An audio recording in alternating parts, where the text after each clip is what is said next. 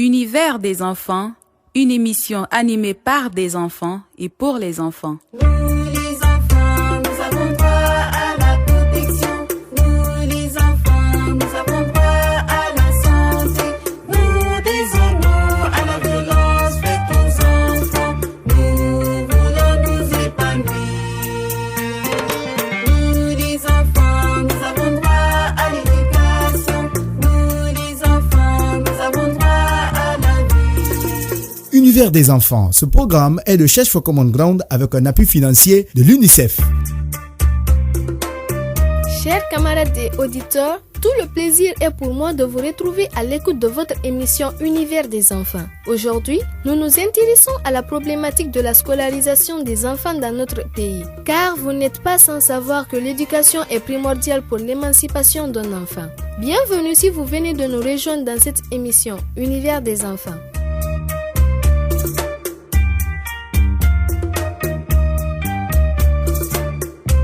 En dépit des efforts des autorités du système éducatif et des partenaires au développement, beaucoup d'enfants en Guinée n'ont toujours pas accès à l'école. Ces enfants, dont la plupart viennent des familles pauvres, font le plus souvent face à un avenir incertain. Une situation que déplorent certains de nos camarades que nous avons rencontrés dans ce micro-trottoir. Suivez. Les parents doivent mettre les enfants à l'école, c'est pour garder leur avenir. Parce qu'un enfant qui est instruit, on ne peut pas le tromper, il ne peut pas être délinquant. Quand même, s'il est à l'école, il sera occupé de ses affaires. Quand tu l'étudies aussi, c'est un avenir pour lui et pour ses parents. Ne pas instruire ton enfant d'abord, c'est quelque chose de prison pour ton enfant. Parce qu'actuellement, dans le monde du 21e siècle, toute personne non instruite, c'est un aveugle à vie. Vu l'importance de l'étude, même on peut étudier, faire des métiers. Donc nos parents doivent accepter de mettre leurs enfants à l'école. L'importance d'aller à l'école, c'est d'étudier, avoir un bon esprit, d'accomplir son avenir, quoi. Et puis c'est bon aussi pour les enfants. Un enfant aller à l'école, c'est important. Parce que si tu étudies, c'est bon à ton avenir. Tu peux être ministre, président, tout ça là, si tu es étudié. Univers des enfants, une émission animée par des enfants et pour les enfants. L'éducation joue un rôle primordial dans l'épanouissement des enfants. Et cela doit être une priorité à tous les niveaux. C'est ce qui ressort de mes échanges avec les amis Idriss Abba et Kerno Oumar, tous membres du Parlement des enfants de Guinée. Chers camarades, bienvenue. Aujourd'hui, nous nous intéressons à la problématique de la scolarisation des enfants. Qu'en pensez-vous, les amis? Je commence par toi, Idrissa. Je crois que c'est une question très pertinente parce qu'aujourd'hui, la scolarisation des enfants est devenue un sujet qui préoccupe tout le monde. Et nous remarquons aujourd'hui dans notre pays qu'un grand taux d'enfants n'est pas scolarisé. Et ça, c'est dû à quoi? Nous allons en venir. Donc vraiment, il est très important aujourd'hui d'en parler pour trouver des solutions qu'il faut pour que nos amis qui sont dans la rue, pour que nos amis qui sont dans les maisons viennent à l'école avec nous. Et on va aussi t'écouter, Kerno Oumar. Je pense que la problématique portant sur l'éducation de l'enfant suscite aujourd'hui de nombreux débats dans nos sociétés. Moi, je déplore qu'au XXIe siècle, qu'il y ait toujours des enfants en Guinée, des enfants en Afrique qui ne soient pas scolarisés. Vu les conséquences de la non-scolarisation. Donc je pense qu'il n'est plus question, nous d'ailleurs même c'est notre principal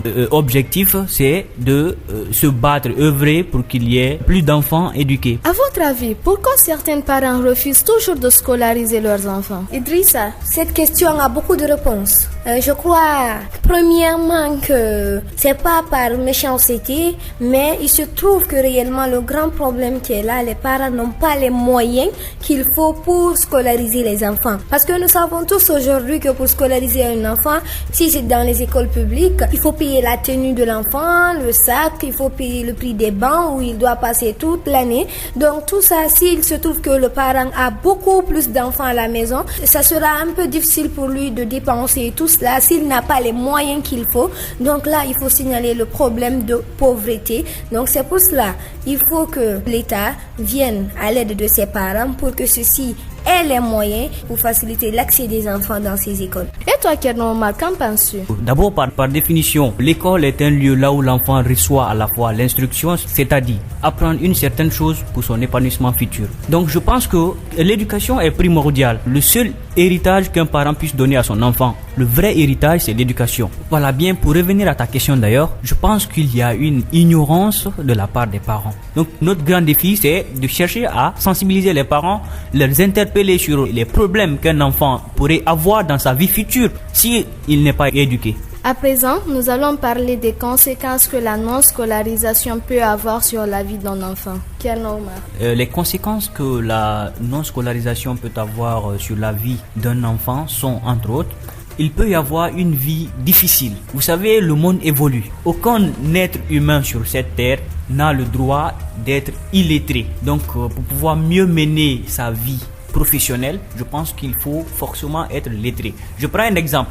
Aujourd'hui, je suis avec un frère, un cousin chez moi. Et aujourd'hui, il n'est pas lettré. C'est moi qui l'assiste à la maison. Il fait la vitrerie. Mais il faut forcément qu'il sache lire et compter. Il faut qu'il sache écrire les choses. Donc, c'est pour vous prouver que l'éducation est indispensable. Et toi, Eddy, quel impact la non-scolarisation des enfants peut avoir sur notre continent? Quand un enfant n'est pas scolarisé, il ne connaît pas son droit, il ne connaît non plus aussi son devoir. Donc c'est pour cela aujourd'hui nous voyons des enfants délinquants ici, nous voyons des enfants bandits, voleurs. Donc d'où les conséquences de la non-scolarisation des enfants. Parce que quand un enfant est scolarisé, il devient occupé à une chose. Il sera occupé par les devoirs à l'école, par ses leçons à la maison. Il sera occupé en tout cas par un objectif qui s'est fixé dans la tête.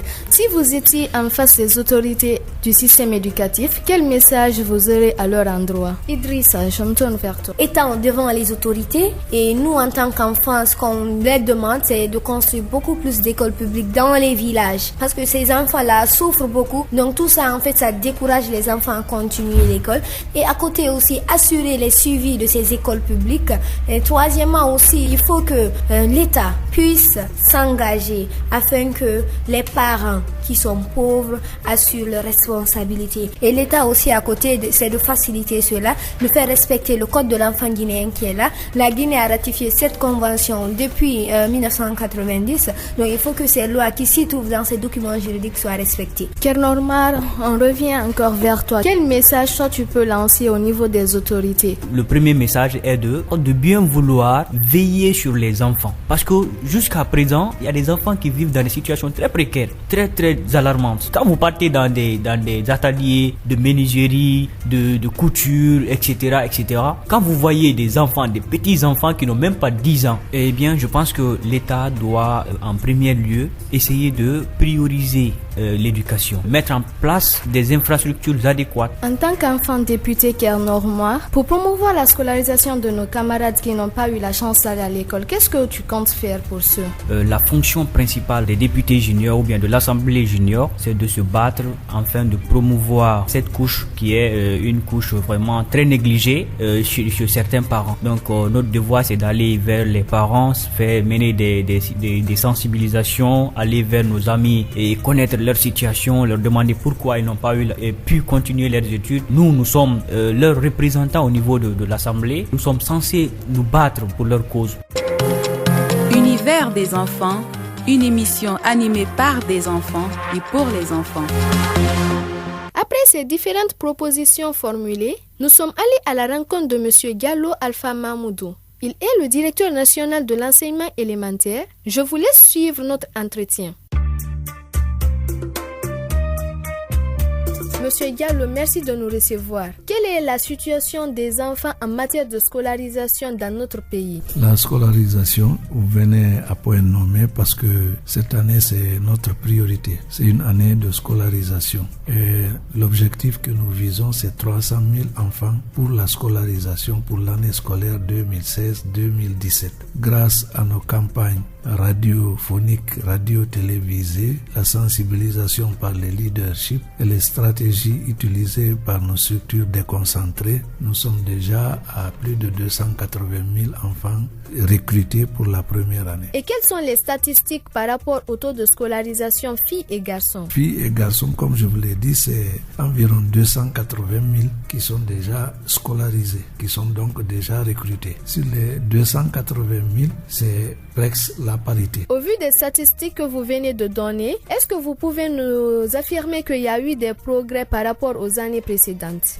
Il y a eu des avancées significatives, surtout par rapport à l'année dernière où on était très loin de cet effectif. Et cela s'explique par le fait qu'il y a eu des constructions de salles de classe, il y a eu le redéploiement du personnel. Donc c'est un véritable bond que nous avons eu à faire cette année. À part les campagnes de sensibilisation, est-ce que vous avez d'autres stratégies pour rendre facile la scolarisation des enfants dans notre pays? En plus de la campagne, c'est surtout de trouver les maîtres, trouver les enseignants, parce qu'il peut arriver, il est arrivé dans les années passées où on avait un besoin cruel d'enseignants, dû parfois à la mauvaise gestion de ce qui existe et dû au fait aussi des années durant on n'a pas recruté. Avec la période Ebola et les 2 années consécutives, nous n'avons pas pu recruter des enseignants. Donc au cours de l'année écoulée, vers les mois de mars-avril, nous avons fait un redéploiement du personnel qui a permis de trouver des enseignants pour des classes qui vaquaient comme ça. Et pour les enfants qui sont dans les zones reculées? Les dispositions prises par nous, d'abord commençons par les villages. C'est souvent des villages ruraux où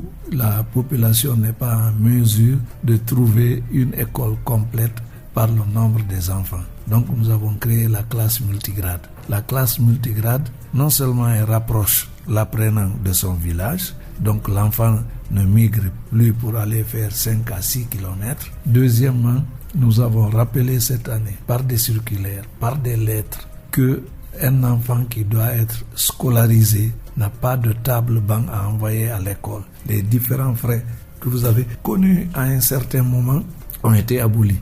L'enfant ne paye que la cotisation de l'APAE. Les fournitures, tout naturellement, restent à la charge des parents. Pour la tenue scolaire, par exemple, nous avons dit jusqu'au mois de novembre, il ne faut pas vider un enfant parce qu'il n'a pas la tenue scolaire.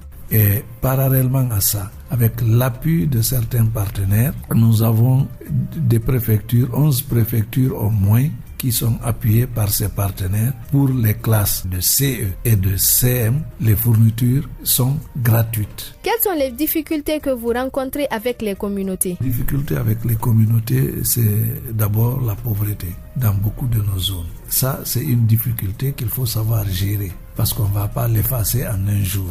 Donc, j'encourage tout le monde à conduire les enfants à l'école.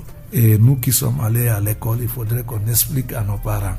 Il n'y a eu aucun pays du monde qui s'est développé avec l'analphabétisme. L'école, il faut que ça soit obligatoire. Et comme vous voyez ce qui est écrit ici, quand un enfant ne va pas à l'école, c'est tout un peuple qui ne grandit pas. On est en train de préparer un programme décennal. Le programme décennal, ça intéresse l'ensemble du système éducatif. C'est un objectif phare. Et ça, j'ose dire que dans les 5 ans à venir, si le rythme continue, nous serons à une scolarisation universelle. Nous l'envisageons pour 2025.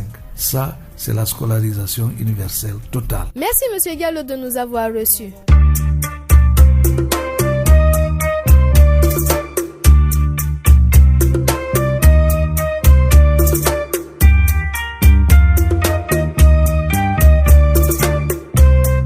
Chers camarades et auditeurs, ainsi s'achève votre émission Univers des enfants. On vous laisse avec ces questions. 1. Connaissez-vous des parents qui refusent de scolariser leur enfant? 2. Quel est l'avantage de l'éducation pour un enfant? Si vous avez les réponses, appelez-nous vite au numéro que vous entendrez à la fin de cette émission. Merci et à très bientôt.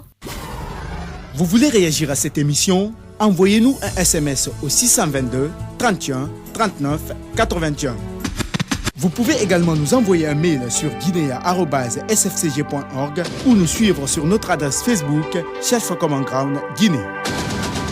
Univers des enfants, une émission animée par des enfants et pour les enfants. Nous les enfants, nous avons droit à la protection. Nous les enfants, nous avons droit à la santé.